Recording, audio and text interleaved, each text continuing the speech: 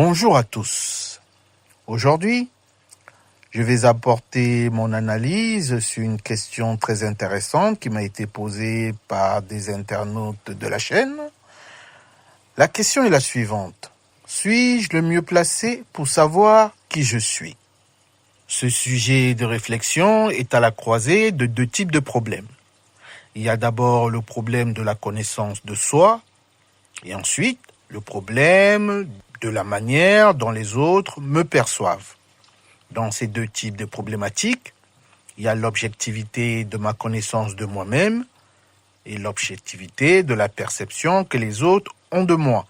En effet, connaître quelqu'un implique de pouvoir accéder aux différentes caractéristiques qui le définissent et qui font de lui ce qu'il est.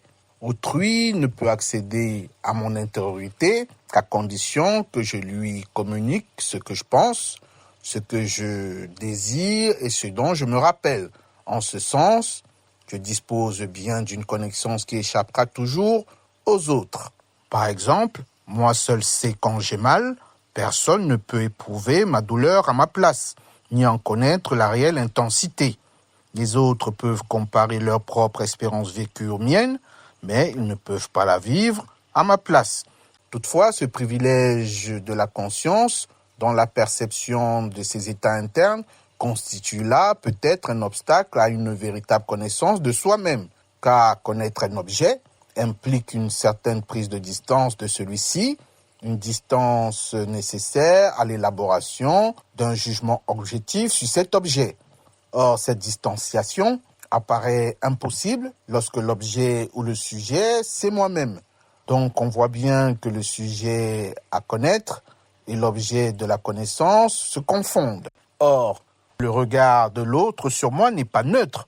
Par exemple, des compliments un peu trop exagérés d'une personne qui attend quelque chose de nous peut complètement biaiser notre regard et flatter notre ego au point de finir par s'identifier et à croire réellement qu'on est quelque part en nous ce qu'on vient d'entendre.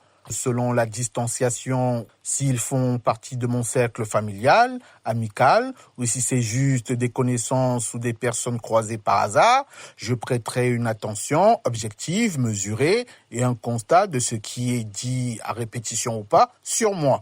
Donc, en conclusion, la connaissance de soi n'est pas une position fixe et absolue. Le rapport à l'autre permet de nous connaître un peu plus. Je vous remercie de m'avoir écouté et je vous dis à très bientôt. C'était Doudou de Vinci.